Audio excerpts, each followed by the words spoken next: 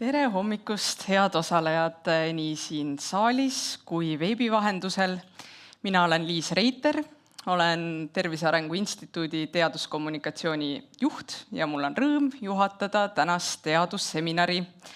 Nagu seminari pealkiri Vähitõrje Eestis teadusest lahendusteni viitab, siis tänase teaduspäeva eesmärk on otsida võimalusi, kuidas teaduse toel jõuda paremate lahendusteni.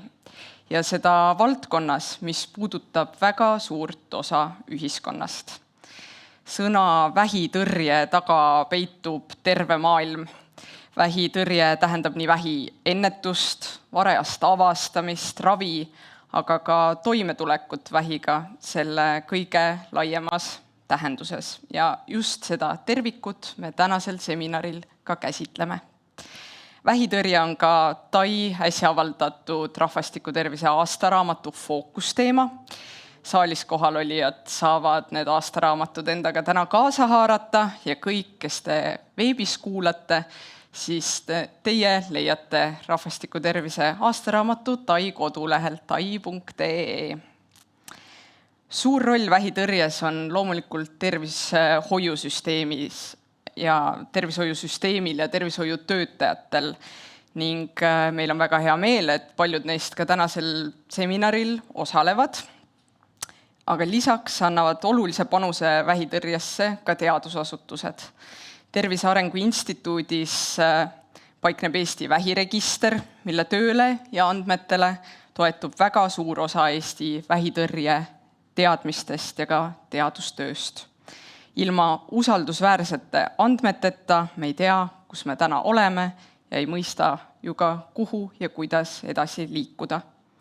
Minu head kolleegid Tervise Arengu Instituudist ehk TAIst, seda lühendit ilmselt kuuleme tänase päeva jooksul küll ja veel, toovad teieni täna värsked teadmised, mis aitavad loodetavasti veelgi paremini sihte seada. Seega tulemas on mitmetahuline ja ülimalt sisukas päev ja nii siin saalis kui ka veebis osalejatel on võimalus esinejatele ka küsimusi esitada. Selleks kasutame täna Slido platvormi.